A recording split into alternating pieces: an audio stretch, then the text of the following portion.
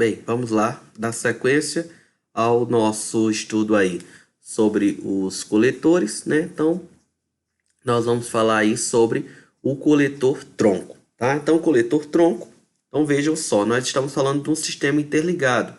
É como se fosse uma raiz, né? Pegando das pontas, né, de menor diâmetro, tá? E que aquelas estão coletando os nutrientes e trazendo para o seio, né, da árvore, ok? Da mesma forma está acontecendo no sistema de esgotamento sanitário. Então, eu tenho os pequenos coletores, né, intradomiciliar, depois os prediais, né? E aí nós vamos tendo os outros coletores de diâmetro, os diâmetros vão aumentando também, por quê? Porque a vazão de esgoto vai aumentando, tá? No sistema de chegar, numa forma de chegar até a estação de tratamento, ok? Então, o coletor tronco, tubulação de rede coletora que recebe apenas contribuição de esgoto de outros coletores, então veja, não pega de residência, só de outros coletores.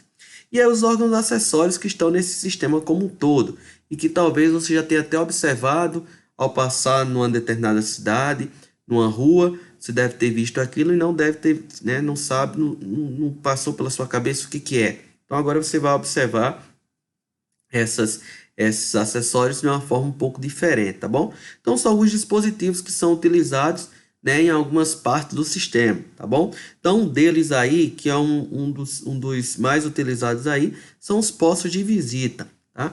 Postos de visita você vai verificar ao longo das ruas, das avenidas, alguns lugares que tem uma tampa, né? Você vai ter ali uma tampa de ferro, tá?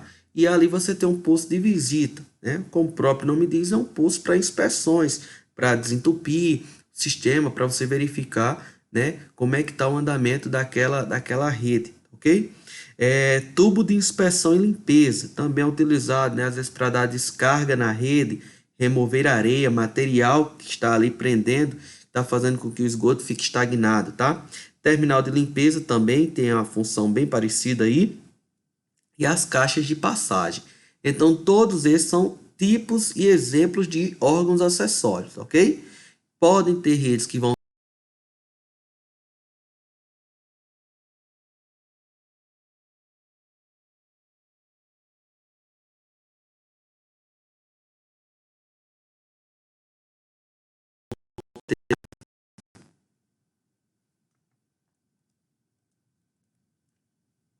aqui nós podemos observar na figura, ó, as tubulações aqui dos coletores, né? Os coletores, coletor tronco, né? E vai aumentando o diâmetro, ok? Aqui nós vamos ter os interceptores, tá? Interceptores são diâmetros ainda maiores que vão receber o esgoto dos conectores, ok? Então, canalização cuja função principal é receber e transportar esgoto sanitário coletado, caracterizado pela defasagem das contribuições das quais resulta no amortecimento das vazões máximas, certo? Por que isso? Por que esse amortecimento de vazões máximas? Porque eu tenho vários coletores ali caindo dentro do interceptor.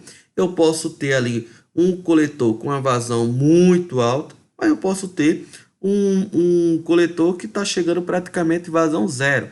Então, isso faz um balanceamento dentro do próprio interceptor, ok? Interceptor, né, do interceptor vai para o emissário, ok? O emissário é a tubulação final que vai até a estação de tratamento de esgoto. Recebe dos interceptores e vai até a estação de tratamento de esgoto.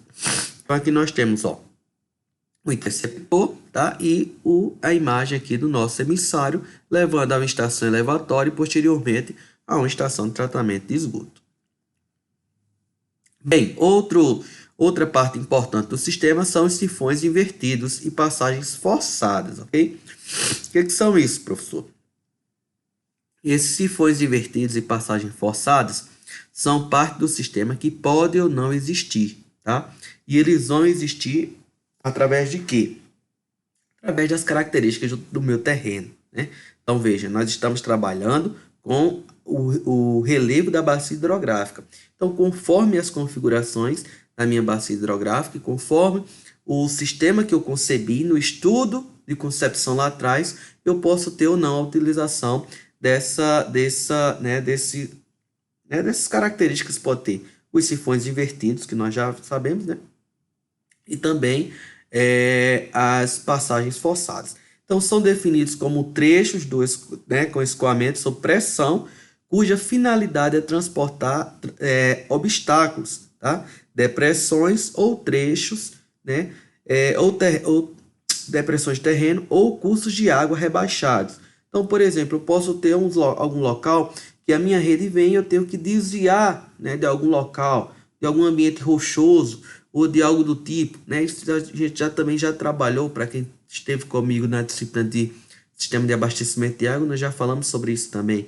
Então, alguns lugares nós podemos contornar por cima ou por baixo, como vem falar aí, ó, calhas de rios, né?